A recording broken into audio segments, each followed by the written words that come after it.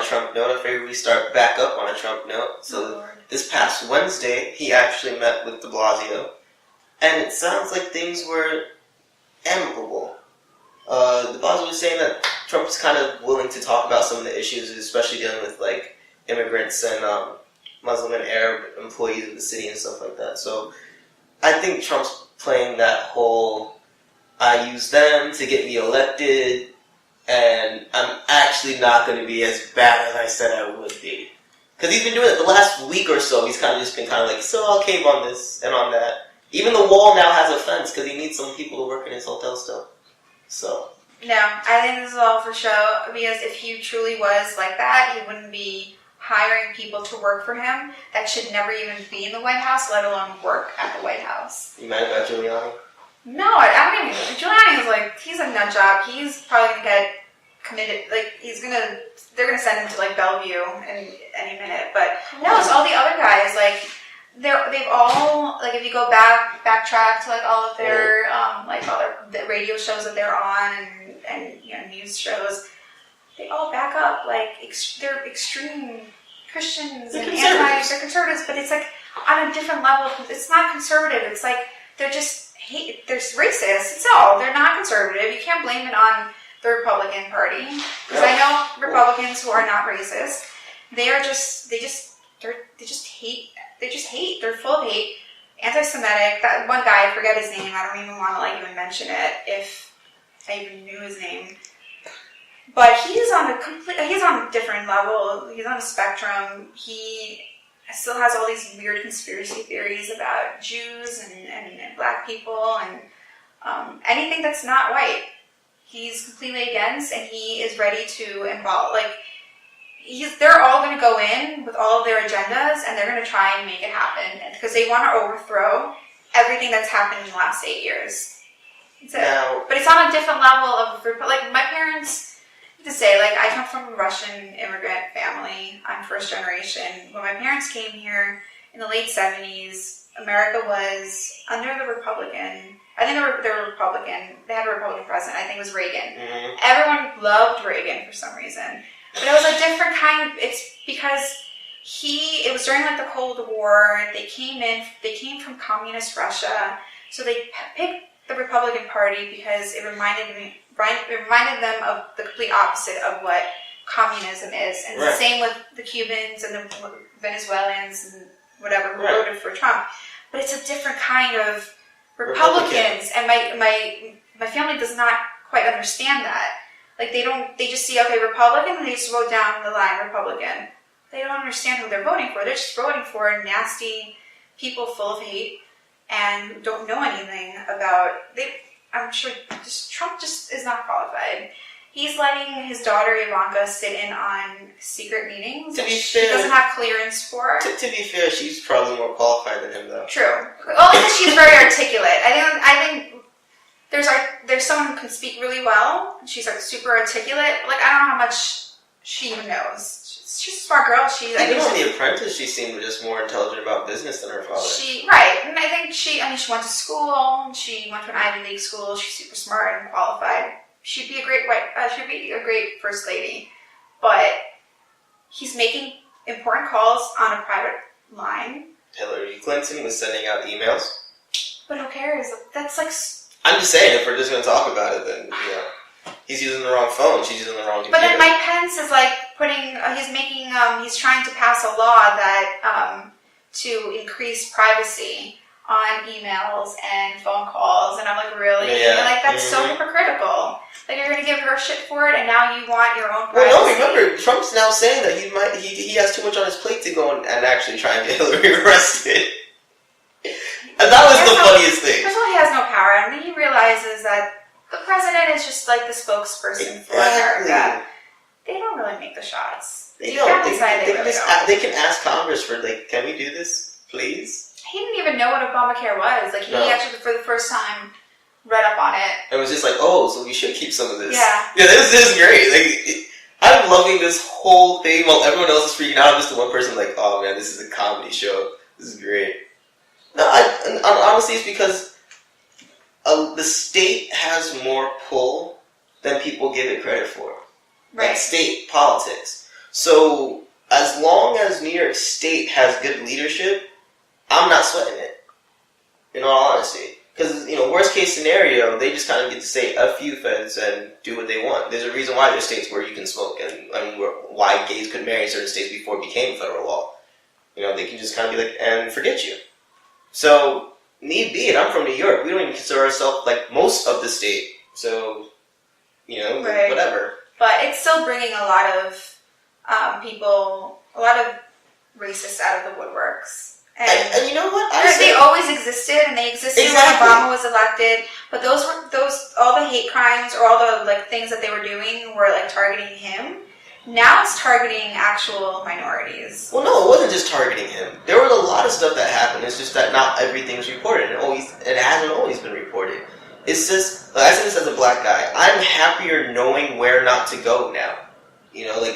I'd rather have all the risks in the world put out there just so I can avoid them, rather than thinking, you're all right, whatever it is, and next thing you know, you got a knife in your back. Well, I'm Jewish. Not that I'm saying obviously it's easier for people to spot that you're black. Right. People are not walking around with back in the day, the Jews would walk around with a symbol on their arms, but. There were just recently, just yesterday, I think, the guy from BC Boys who passed away. What was his name? Adam? Oh, yeah. He has a park dedicated to him in Brooklyn, and someone went and vandalized it and put swastikas all over. And it's a kid's playground. That's been going around the last week or two. In Brooklyn Heights, though, Brooklyn Heights, come on, we all I grew up not knowing black from white from. No, it didn't matter because we were all in the same class, and it just. So come on, this is what New York has come to. Well, and it's Philly too. Philly's also a pretty progressive city. But and the fact is that these people have been here the entire time. I'm happier knowing, me personally, I'm happier knowing they're putting themselves out there now. No, they just have a platform now because they have a president who is being supported by the head of the Ku Klux Klan, and he's not saying anything about it. Well, he actually, I think it was 2 days after the election, openly told everyone who was, praising him as, the head of the racists and all this and all whatever, shut up, stop saying all these things, stop doing all these. He's openly, told them, just stop with all the crap. But he should have done that, 9 months ago. No, I'm not saying that he shouldn't have. As far as, ethically, sure. But the man needed to assure votes. He didn't go and say, yeah, they're all right, this and whatever. And as long as that happens, for me, I can understand the bad guy in any situation, right? And in a case like this, you gotta play your cards. He ran Republican in the first place because he knew they were stupid. But it's not a reality show. No, I'm not saying it's a reality show. I'm saying he wanted to be president. You want to be president, and you got to play the game to do it. You learn this when you're in school and you're running for class president. It's a popularity contest. But he doesn't understand that it's not just, it's not just a few people on the line. It's the whole country. It's the whole country, and I totally get it. But as you said, the president's a spokesperson. The power's in Congress. That's where we fucked up as a country.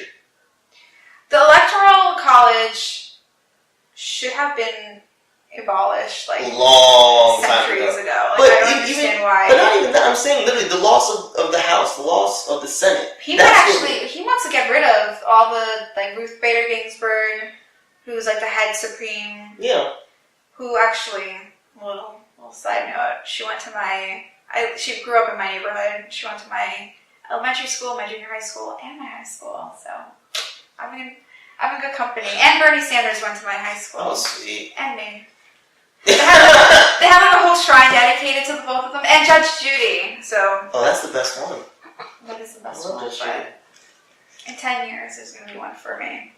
A little monument outside of the high school, not inside. Oh, so I want everyone to see. Alanna came here. What are you going to do to get that monument? I don't know. See. Alright. A little celebrity news. So, Ricky Martin's now engaged. This one over here, Peanut Gallery is... he was very upset about that. Why are you upset about Rick Martin being engaged? He wasn't. He was just joking. He was watching TMZ, and they were like, "Oh, Rick Martin is off the market." And I was like, "Oh, you lost your boo." My boo lost his boo. There's something wrong with that. It's a very good-looking man. I can't be mad. Who cares though about Rick Martin? He hasn't been relevant in like 20 years. He has 2 kids. Good for him. He does yoga on the beach. I just thought it was a funny side note. I think it's great. And then supposedly, Iggy Azalea has now proclaimed herself the best pussy in the world. I swear to God, she won an award from GQ over in Australia, and after winning, she's like, "I'm feeling so good. I must have the best pussy in the world." Meanwhile, this is a woman who literally lost her fiance because he cheated on her. So you know what? You can have your game can be really strong in the bed, but it doesn't mean anything. You can be good and lose, but if it's the best, you should have a good personality too. I'm pulling the man card on this one. If it's literally the best, what else would you need? If it's the best, it's a self-contained title. I'm not saying she's right. But if she's annoying as fuck. I mean, this is Iggy Azalea. Girl's Australian. Would you sacrifice a good personality? Would you want, like, imagine being with someone who's so annoying where you like just want to throw them off a cliff every day, but the sex is really good.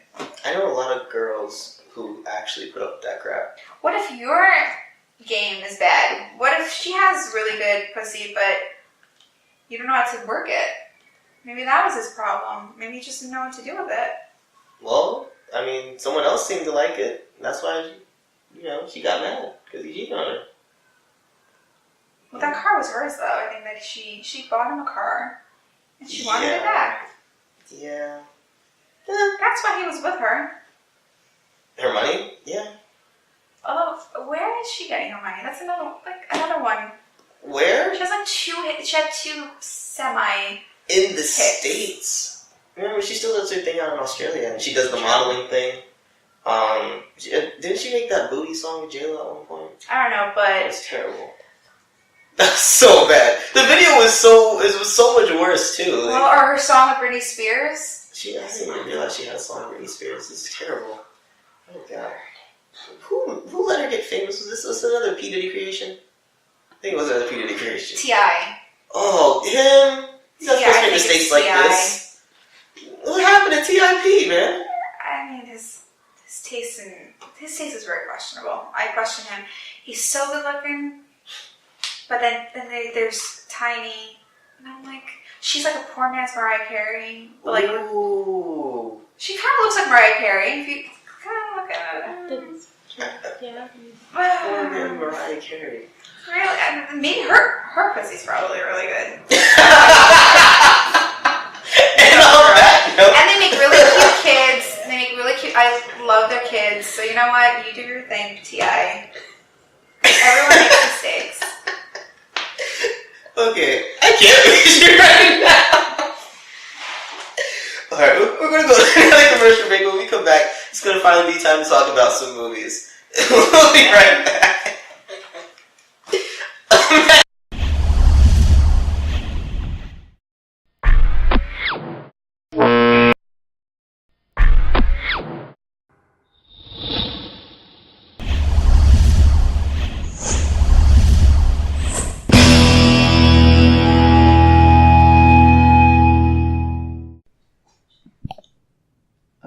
So, we're back. Now, you like to watch a lot of movies, right? Your quality movies. Yes. Alright, so... This is my time of year. This is when I start watching the movies. Now, you sent me something in an email before about your Leo shrine. Oh yeah, so I throw an annual Oscar party or Oscar screening soiree at my place every year. And Leo has been losing until this year. So this year, the whole theme was Leo. And we formed, I had a little shrine dedicated to him. Everyone who came in had to light a candle. There was a big Leo poster in front of it. Sort of like the Church of Leo. Everyone lit a candle, and then when it was his category that was being announced, we all formed in a prayer circle, and we had I had a candle that I ordered with him. You know, like those Jesus candlelit candle or whatever they're called, Jesus candles. It was with his face on it, and so we lit it and we circled around it, held hands, all positive energy. I had some crystals out to, increase the good vibes, the good juju, and he won because of me. Where have you been all these years? Like, what? We had a prayer circle in 2014 for who I think he should have won for Wolf of Wall Street, but we had a little bit of negative energy that year in my place. We had 2 people who did not participate in the prayer circle, and I think they were the reasons why he lost. So you think Wolf of Wall Street is his best movie? I think that, yeah. It was, okay, so I call it like it was like the Bohemian Rhapsody of movies. It had every single genre in it.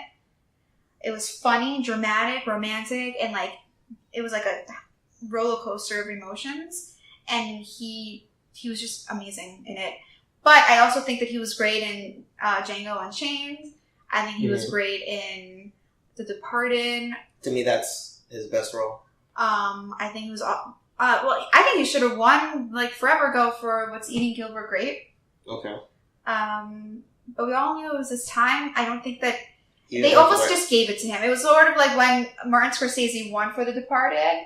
He should have won for before that. Way before that. That was just Denzel with Training Day. Really, of all the movies he's done, Training Day. Don't even get me started. And this one, the Peanut Gallery loves Training Day. It's a great movie. Don't get me wrong. I don't get it. But if Denzel won for anything, it should probably be Philadelphia. Philadelphia, hands down. I'm a huge Tom Hanks Hanks fan.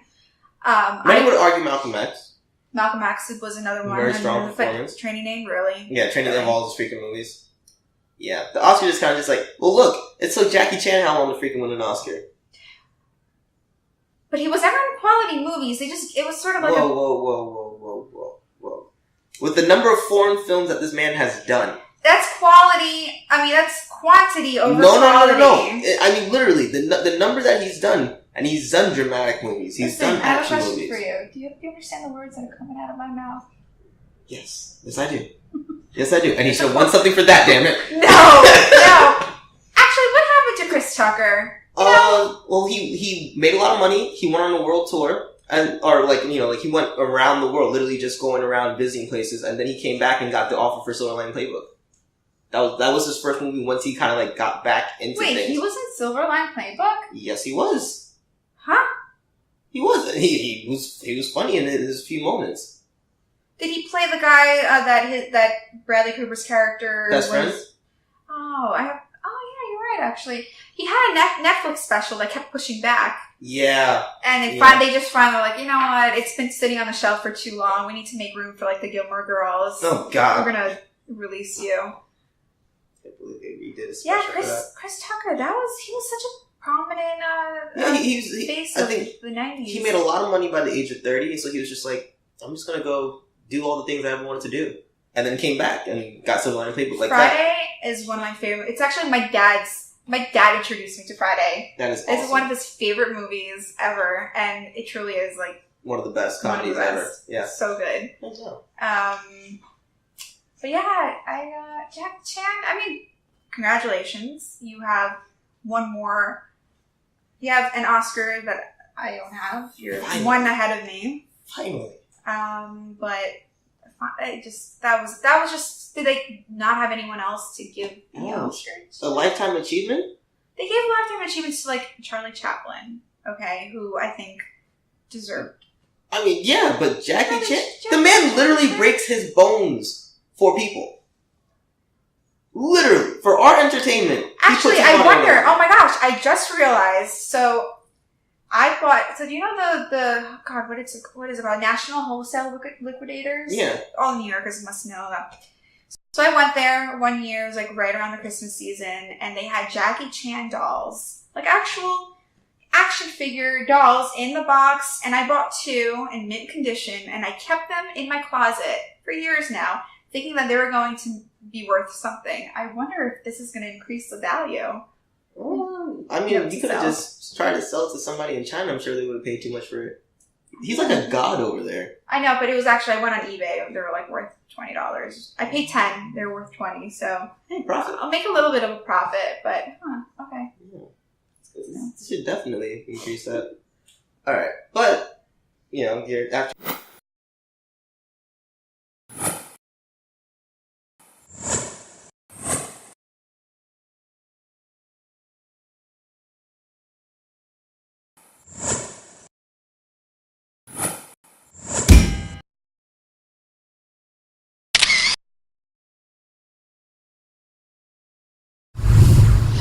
Leo's Shrine, you have to move to the next year of Oscars. Yeah. So, what are some of your Oscar picks to movies to look for that could win this year at this year's Oscars? So the ones that are getting the most buzz, I think last year leading up to this year's Oscars, it was really. I mean, I'll be honest, there really weren't that great movie picks at all. I mean, it was slim pickings. This year, I'm not sure because I haven't seen most of them that are getting a lot of buzz. December is the time to actually go and see all of them. There's Moonlight that is getting a lot of buzz. I think it premiered at the New York Film Festival in September. Mm-hmm. There is La La Land with Emma Watson, or not Emma Watson, Emma Stone. Emma Watson is Beauty and the Beast. Let's not even discuss that. Actually, I did want to ask you about the trailer. Okay. And Ryan Gosling. So I think they're coming back after. I think this is their second movie together, or second or third movie together. Most things with Ryan Gosling in it, I just don't ever want to watch.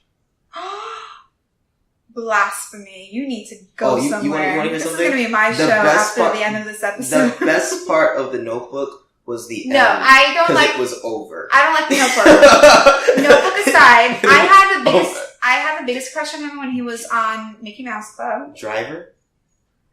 Actually, did not see Driver. Don't.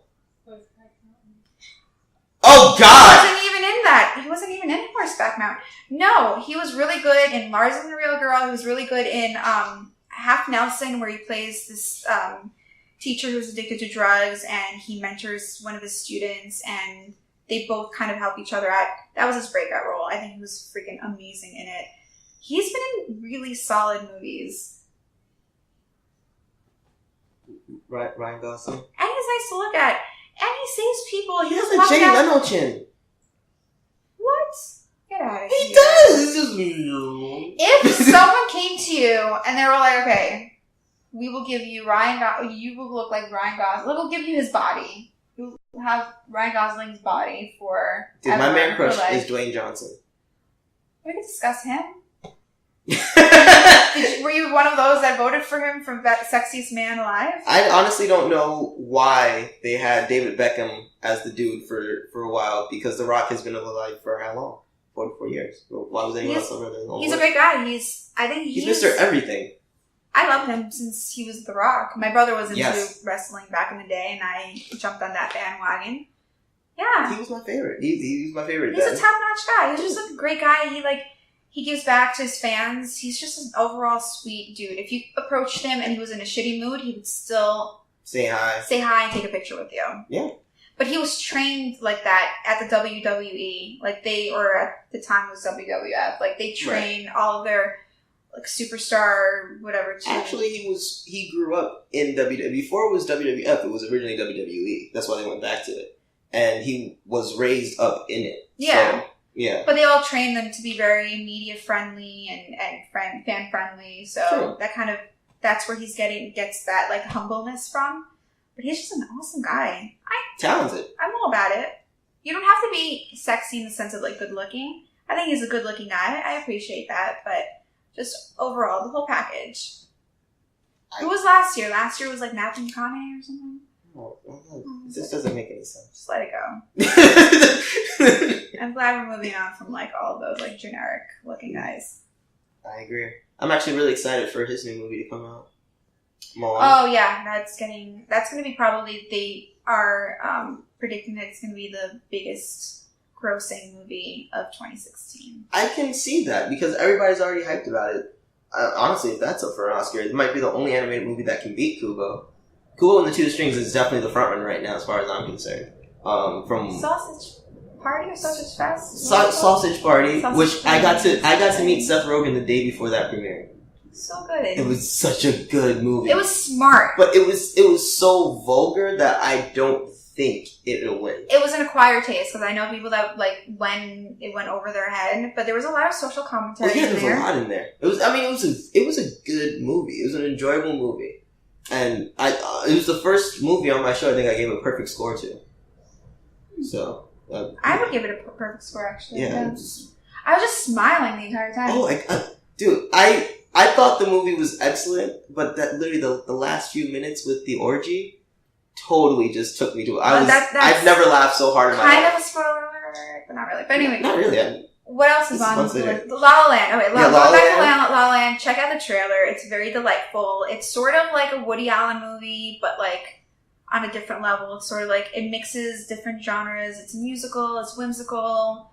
It's about two struggling artists in LA. They meet each other. I guess it is a love story, but I think you also put Hacksaw Ridge on your list of possible. With one of my very many boos. Oh, Andrew yeah, Garfield. I love him. I mean, it was a solid movie. Don't get me wrong, it's a solid movie. I didn't see it, but I don't know. It's an acquired taste because it's a different kind of war story. It's not something any action fan can go see. You have to be literally a fan of war movies, I think, to really appreciate it, or just like a fan of like the dramas. But you can't be like an action movie fan. And really I think you have to be a fan of who it's based on, the story that it's.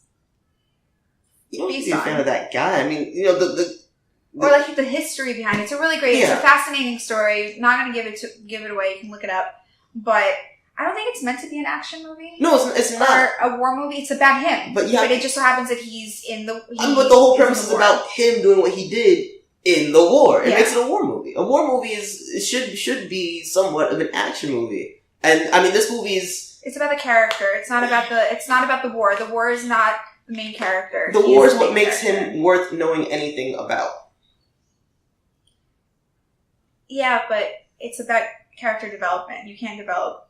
Look, if the whole point is about what this guy did in the war, I want more of him in the war than him, than an hour of learning about just him. Like, I would rather. But you have to know why he is the way he was in the war to know. No, I get it, but it's just like there's a different way. There's a different way to film the movie where you don't spend the entire first half of the movie all on character development, and then you're just like, and now the ending, war. Like, it's a better way where you can really just get into like I'm not a big fan of flashbacks unless it's utilized properly, and this is a movie where flashbacks would have probably been the best way to kind of explain his story, where like you're really following him through the war, like even if it's not always in battle. But just like, he's suited up, they're out there, they're going from mission to mission kind of deal, and they kind of flash back into those points in his life that explain why he is what he is in those points. That has been so overdone, and that it wouldn't have probably... So is the other format is literally how they do every other kind of the movie. But you have to kind of understand, so you don't have to like waste your time going back, because it's like,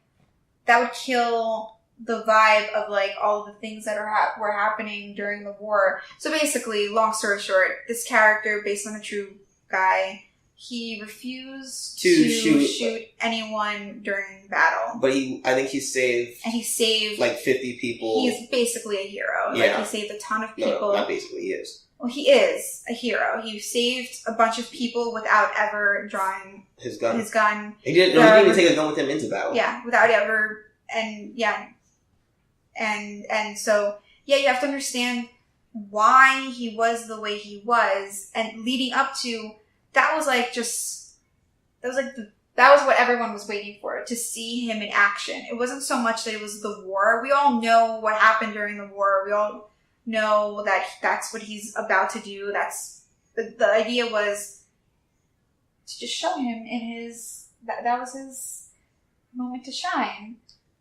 So, it wasn't the war that was the main character. The war was just the side character, the sidekick.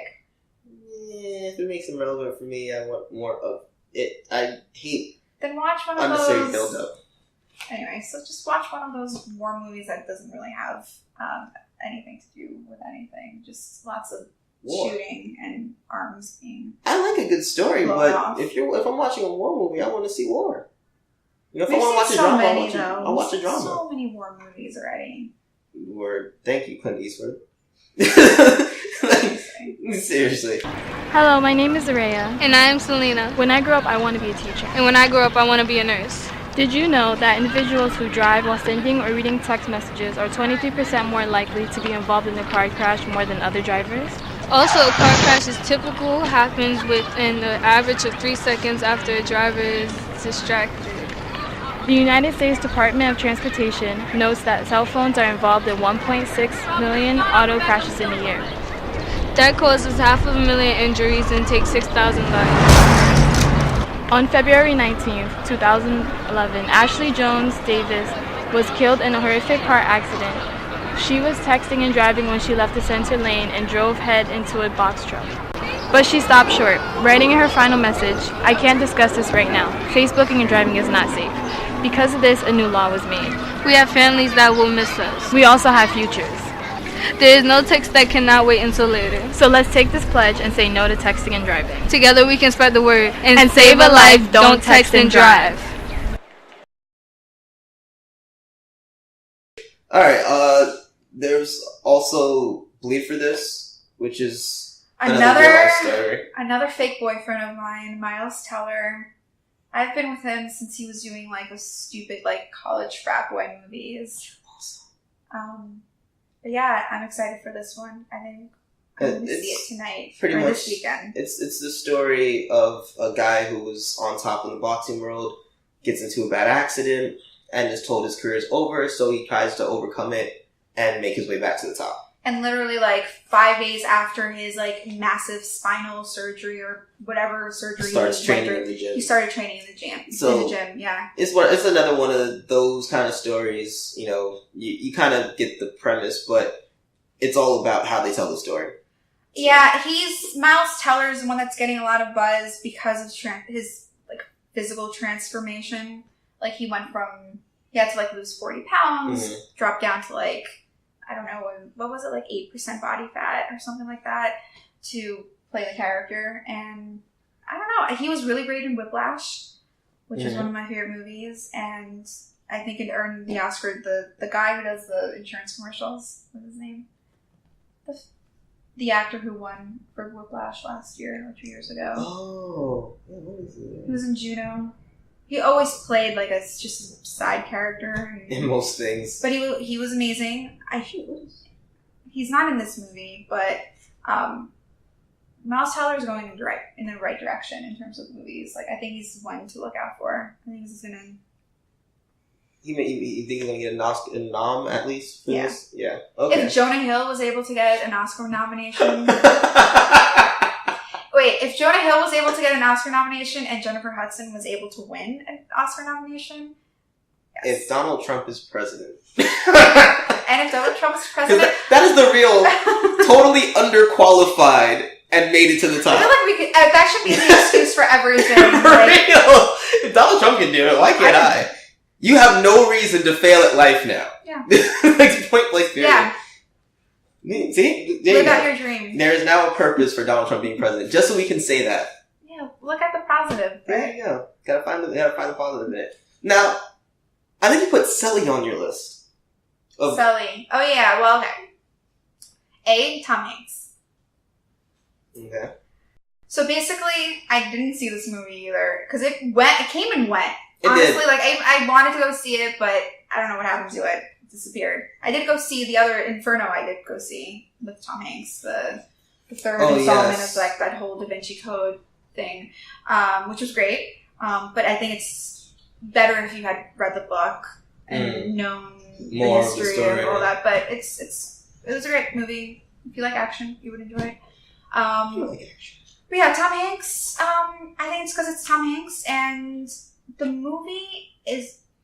So the landing happens in like the first 10 minutes, then that's it. Like they don't show. There's no action. It's all about what happened afterwards. Them questioning everything leading up to that. Wasn't that the same story with the Well, the same I did with Denzel Washington, which was a Flight really or whatever good it movie. was. Yeah. The best part about that movie was the naked Spanish chick from My Name Is Earl at the beginning. Right. I always wondered what she looked like naked in it. I remember watching it thinking, this is the... Like, there's nudity that, like, is necessary in a movie. That was so unnecessary. That was for the fans. This was to be like, yeah, we're sorry for the next 2 hours. That's how I felt. It was a good movie. I was like... I remember writing a review about it, and I was like, that one scene was so unnecessary. It was really to show that he was like a playboy, that he like was drinking and didn't really care about his job. Necessary. Not really necessary. I just want validation of the nudity. There was no need for her nudity, though. They could have shown her. It's because she was on My Name Is Earl, and they knew we all wanted to see her naked. Who watched My Name Is Earl? A lot of people. Oh my God. Sure. I love Jason Lee, and I never even saw that show. What? I never saw it. You gotta watch it. It was good for the first season. And then how many more I actually never saw it. People... It was good for the first season. How many other more people did he have to like cross off his freaking list of... I mean, no. It's one of those shows where the premise gets old after a while. But I mean, all in all, the comedy of it was solid. They were good jokes. I have no comment. This is now we're talking about things that happened like 2005. Let's we want to talk about like 30 Rock, The Office. Wait. Actually, The Office we can always talk about. That's always relevant. Yeah, it's always relevant. Michael Scott was genius. Anyways, all right. What else is on that list? You have Lion with Dev Patel. Okay, so this year is like the year of all my boys. Last year was just a year of Leo. This year, almost every Buzz About movie features some guy that I had a celebrity crush on at one point. So I think the theme for my Oscar party next year is going to be just like panties off. You heard it here first. I'm waiting to see a smile on his face. But people will get a change of underwear if they want. That'll be their party favor. You gotta have the faces of like all the guys around the walls. I do have, so for us, going back to my Leo Oscar party, I had everyone, I cut out pictures of Leo's face and the bear and like put them on a stick and like we all pose with his face or the bear's face. Yeah. That is actually pretty awesome. So this year maybe I'll just do all boys. All boys shrines. I'll have some girls in there too, I guess. Because... Oh, who are some of your female celebrity crushes then? Well, this is a much harder list. Who is my female celebrity crush? I used to like Jennifer Lawrence before she became really annoying. Wow, okay. I'd still hang out with her though. But she's really annoying. She's really annoying. Like, she tries very hard to be awkward. We're like, girl, you're not awkward. Just enjoy what you are. Don't try and be something you're not. I don't know. She always seems to have this kind of like dead space look on her face though. That's Kristen Stewart. No, that's emotionless. I mean, like, literally, it always seems to me that Jennifer Lawrence is always just kind of like, she's not really aware of where she's at, but she knows she has to do something. It's like the face that's always like, the one thing that bothered me about Hunger Games is that half the time she just kind of looked lost. I'm like, how? She is lost in the Hunger Games. No, but I mean, like, that's just her face. Like, literally, like, she'd just be standing there, like, talking with somebody, like, having a conversation, but still just looking lost. Like, something in her eyes are just not I don't think what that it she should have won for Silver Linings Playbook. That's another thing. I think that she's so overrated as an actress. That was a great movie, though. She's taking roles away from people who are actually in, like, their 30s. Like, she's multifaceted where, like, she can play a teenager. Range, right. But... Who would you like to have seen in Silver Linings Playbook instead? I don't know. I have to think about it. I think it works with her because I'm telling you, this girl's always looking like some kind of crazy to me. I thought it was a perfect role for her. That's the first time I thought her weird face kind of made sense. I like her though. Alright, so drinks with her, but not for the Oscars. No. Okay. Hey, you've been watching the LDM Show? Let us know what you think about this episode. Hit us up on Facebook, Instagram, or Twitter. We value your opinion, so please let us know. And let's get right back to the show. And one of them you wanted to talk a lot about, I thought was interesting, was Birth of a Nation. Yeah. So, okay. I have a degree in film studies, so it was just the history of film. So I had to watch the original Birth of a Nation that came out in 1915. It was the first feature-length, silent, black and white film ever made, and it was a two-parter. So can you imagine making a feature-length film back in the day? Because the reason why all the silent films were so short was because film would run out, and that was it, and it was really costly. So they made, I think it was like 3 hours long. So you imagine, like, the budget for this movie was astronomical for the time. D.W. Griffith was the director and the writer and whatever. That's besides the point. But it was about the Ku Klux Klan invading this town, and it followed two different families during that time. I don't remember too much of it because I had seen it twice in film, in film class, and I was just like, I'm never going to see this movie again because it's so long and draining.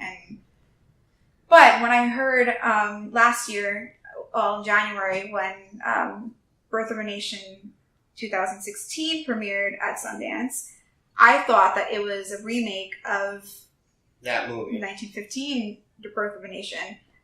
But it's kind of not. Even though it's about slavery. It's more about the slave rebellion. Slave rebellion. It's not about the Ku Klux Klan. It's not really about like any of the. So I wonder how many people actually know that there was an original Birth of a Nation, and I want to know if that's where they got the name from. It probably is. I think that was done intentionally because that makes it just more powerful, the story that he's trying to tell. But the trailer is amazing. The song actually in the trailer, "Rise Up" by, I feel like something Day is the singer's name. Yeah, her last name is Day. Amazing. So they did an amazing.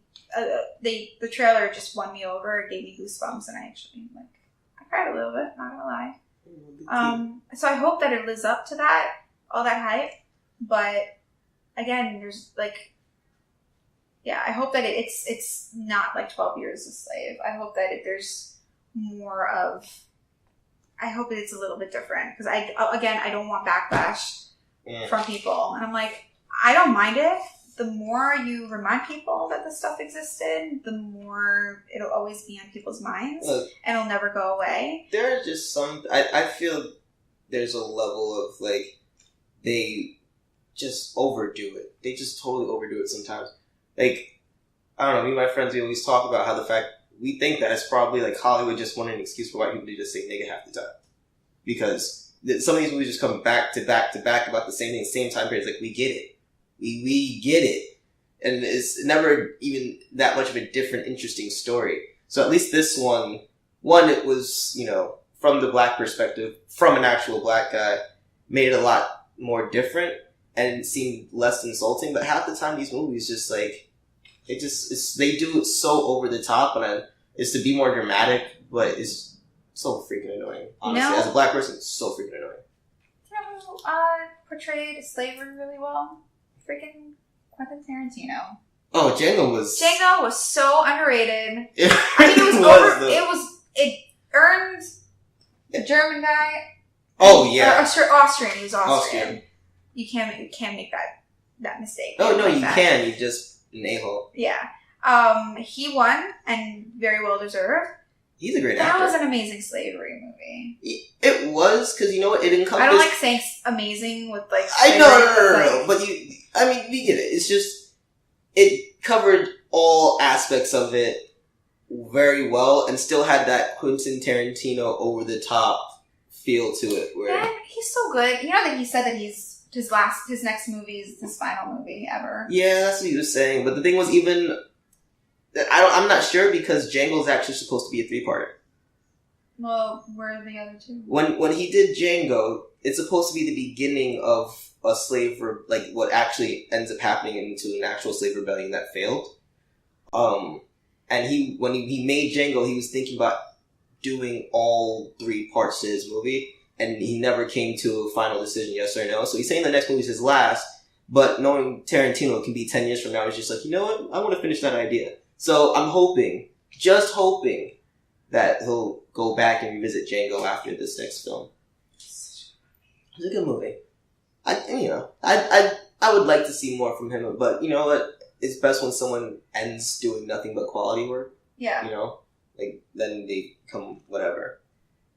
However, this week I went to go see Edge of 17, and I give this movie a 4.5 out of 5 stars. It's this really good story of, you know, a girl who's 17 years old. She's that awkward, no friend kind of girl. She has one good friend that she's had since she was a young child. Her family situation's messed up because her father's not in the picture. Her mother loves her brother's Mr. Perfect, and she's the loser. So when her best friend kind of starts dating her brother, her whole world's turned upside down. She doesn't know what to do, and she starts rebelling. And the best part about this movie is that she has this really awkwardly nice relationship with this overly sarcastic teacher of hers, and how he kind of helps her stay grounded through all of her messed up situations. And he seems like he doesn't care about anything the entire time. And it just, the play between the two characters is really great. There's a couple of other like awkward characters that pop up throughout the movie that help like hold things together. And the only flaw in the movie is literally math. There's like a major incident that happens that in 2011, right? They are in 2016, which they show all over the place in different calendars and stuff. And they keep saying that everything happened 4 years ago. And that, I don't know why, but that literally bothered me the entire movie because they keep bringing up the numbers. And I don't know if it was intentional or not, but, you know, 6 minus 1 is 5. And I don't know what it is, but that seriously bothered me through the entire movie because they just keep bringing it up. And no one corrects anyone the entire time. No one... Because they were obviously filming it last year. So last year would have been 4. Right. But on this, if you actually look at the calendars on the walls, yeah. And there's even a scene where the teacher makes reference to like her excuse of the incident happening 5 years ago. It's like, yeah, that, you know, that's literally, he goes, that was 2011. It's 2016. You have a year before after the incident for me to, you know, care about what's happening in your life. And, you know, I'm just like, well, wait, you just... So continuity. Yeah, it was just... me so much. It just bothered me. That was because it didn't happen once. It wasn't like, you know, but it just kept making reference of 4 years ago. 4 years ago. I'm just like, but the math, the entire movie. Other than that, flawless movie. Was it like a feel-good movie? It was a feel-good movie. A lot of good laughs. The entire audience enjoyed it. I think the part that really got me was that I didn't realize it at first, but the guy who did one of the producers for this movie is one of the producers of The Simpsons, and I've never seen the Gracie Films logo on anything but The Simpsons until this movie, and I thought that was really awesome. Why did they decide to have they produced any other movies? As far as, you know, James L. Brooks, he's been a producer for a lot of different projects, but this is like the first featured film that I've noticed this, other than, of course, The Simpsons movie.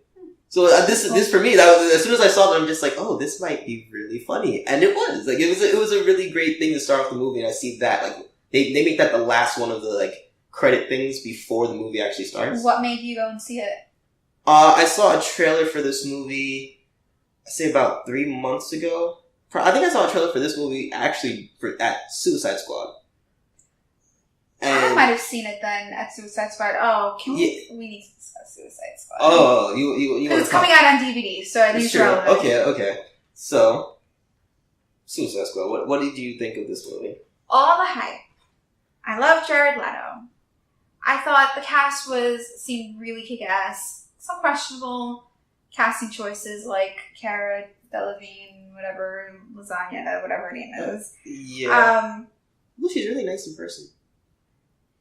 Margot Robbie, really liked her. I think she's beautiful, and I think she looks like Harley Quinn. They really did a good job with that. All right, I went in there.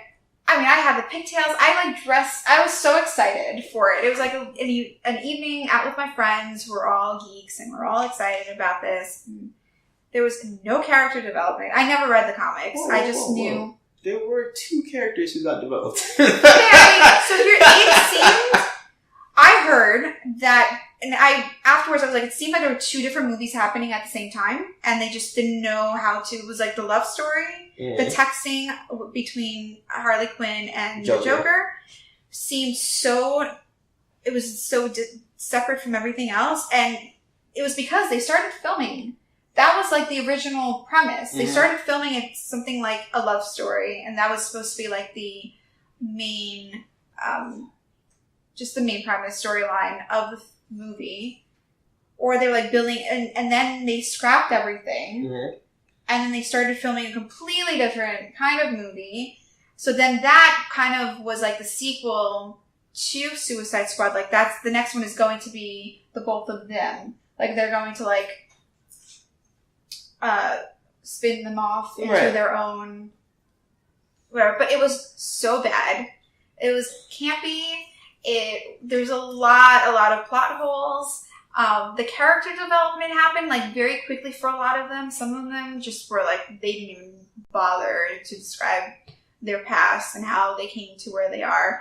And then like they tried to have like a very sentimental moment at the end, and I was like, really? Like it's just not. It was so weird. It was the supernatural portion of it threw me off. I think I wanted to see more of like their camaraderie and like them actually like I wanted to see more action. Like you wanted to see more action in like war movies. I want to see more action in that film, because that one scene where they all kind of got together and during that whole shootout, that was kick-ass. That was so good. Well, when Will Smith gets on the car and everything, that was total badass. That was so badass, and I was like, yes, if this is like the momentum, like I hope they like keep running on that momentum. But it just felt so flat. There was just like I said, don't buy the DVD or the Blu-ray of Suicide Squad. Actually, buy it on VHS because it doesn't exist. I have to disagree. The only reason I'm going to tell you to buy the DVD is because did you see Batman vs Superman? I did. Okay. And only because Ben Affleck. Oh god, I hate him.